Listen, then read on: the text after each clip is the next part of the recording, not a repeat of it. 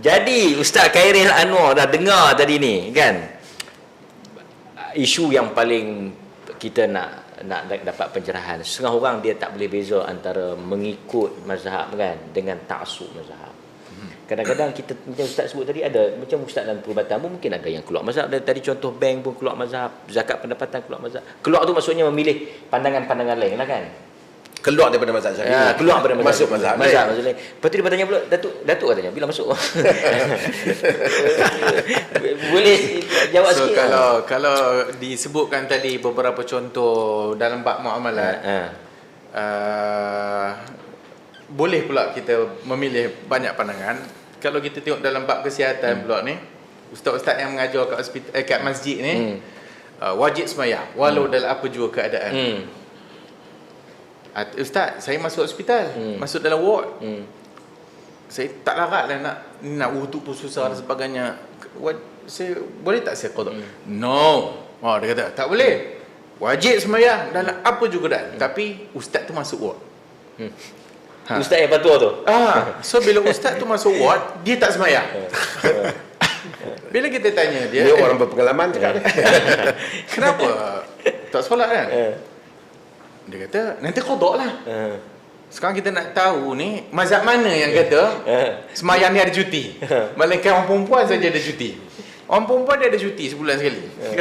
Tapi orang lain wajib sembahyang dalam apa juga dah. Sampai ke tahap nak gedik-gedik mata kan. Sembahyang gedik-gedik mata pun kena. Kalau mata pun tak boleh gedik-gedik, sembahyang dalam hati.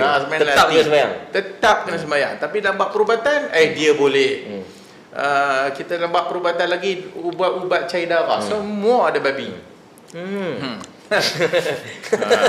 Lagi kita masuk hospital, lagi nak buat operation jantung kan. So bila kita operation jantung tu, semua mesin, hadlang mesin yang menggantikan jantung tu, darah keluar, bila dia keluar daripada badan kita semua tahu dalam sains pun kita belajar, darah kita akan membeku. Macam mana tak nak bagi darah tu membeku, maka kena pakai heparin. So heparin dalamnya ada unsur babi. So pakai je lah kan. Pakai je lah. Dalam bab-bab macam tu, sebenarnya tak ada khilaf di kalangan mazhab pun kalau bab darurat dan sebagainya. Masa dia nak mati, dia tak fikir mazhab kot. Dalam mati dia tak fikir mazhab. So dia fikir apa yang dia rasa boleh, dia pun nak buat lah. So dalam masalah macam kita sebut tadi mazhab, ta'assub itulah yang ditentang oleh para alim ulama kita. Tak ada ulama yang kata boleh. Tak ada, maksudnya tak ada siapa yang membahaskan ataupun tak ada siapa kita dengar kalam ulama yang kata kita keluar mazhab. Tak ada. Sebab apa? Kerana benda tu tak berlaku. Tapi yang ulama bahas adalah ta'assubil mazhab. Ta'assub mazhab, bid'ah, ta'assubil mazhab kan. Bid'ah. Ta'assub mazhab tu adalah bid'ah kan. Kenapa ta'assub? Sebab kenapa dia ta'assub? Sebab dia jahil. Tak tahu tentang kerangka. So kadang-kadang ada orang pula ambil pendirian bahawasanya takkanlah mazhab Syafi'i salah. Dia ulama kan. Dan satu pihak lagi mungkin dia kata tak boleh, ni berdosa, habis semua mujtahid berdosa. Ini keadaan ini tak lari daripada dua keadaan lah. Salah satunya kerana jahil tentang qadar ulama tu. Maksudnya dia tak kenal kedudukan ulama tu. Yang kedua, jahil tentang syariat Islam. So itulah dua keadaan yang menyebabkan dia jadi macam tu. Maka ta'assub mazhab adalah macam disebutkan tadi, kita memilih pandangan walaupun kita tahu pandangan itu bercanggah dengan Quran dengan sunnah jelas bercanggah dengan Quran sunnah yang jelas, kita tetap mengambil pandangan itu. Dan ta'assub juga sehingga mencerca mazhab lain. Kita tak sedar kadang-kadang kita kata kita ni mazhab Syafi'i. Tapi bila kadang-kadang kita mengulas dalam kuliah tu, bila kita kata ni sesat. Sebenarnya kita bukan menyesatkan Mufti Perlis. Kita bukan menyesatkan ahli fatwa Perlis. Kita menyesatkan ulama mazhab lain. So kita kata mazhab Syafi'i kata gini-gini. Siapa yang selain daripada itu sesat, maka dia telah menyesatkan Imam Malik. Maka dia telah menyesatkan Abu Hanifah. Maka dia telah menyesatkan Ahmad bin Hanbal tanpa dia sedari. Tanpa dia sedari. Sebab nafsu, hawan, kerana mengikut nafsu, syahwat.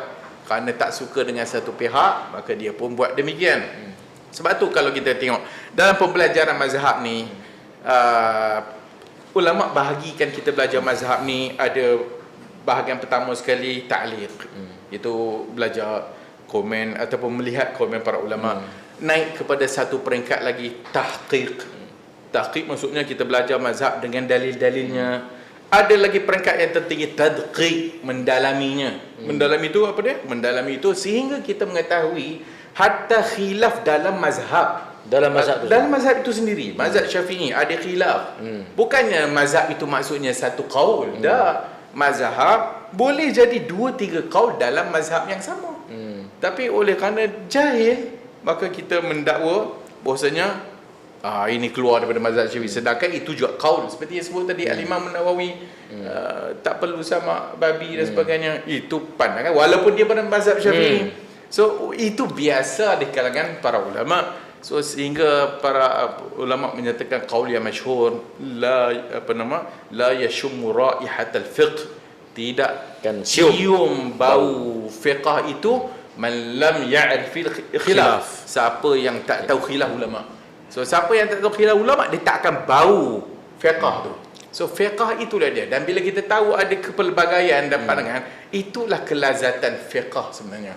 Tapi itu tak dirasai oleh orang yang taksub, tak dirasai oleh orang yang jahil, jumud, mazhab jumud, yang tidak berkembang dalam pemikiran dia. So sebenarnya dia tak belajar mazhab sebenarnya. Dia tu sendiri tidak mempelajari mazhab. Mazhab Syafi'i, hatta mazhab dia pun dia dengar ulasan orang bagi kuliah je. Dia dengar ulasan ustaz tu bagi kuliah dan sebagainya. Syafi'i. So Syafi'i dia dalam kunut, zikir dan sebagainya. Keluar sikit daripada pintu masjid, sebenarnya semua dah kita dah pecah merba dah. Dah ikut mazhab ni. Wallahu a'lam.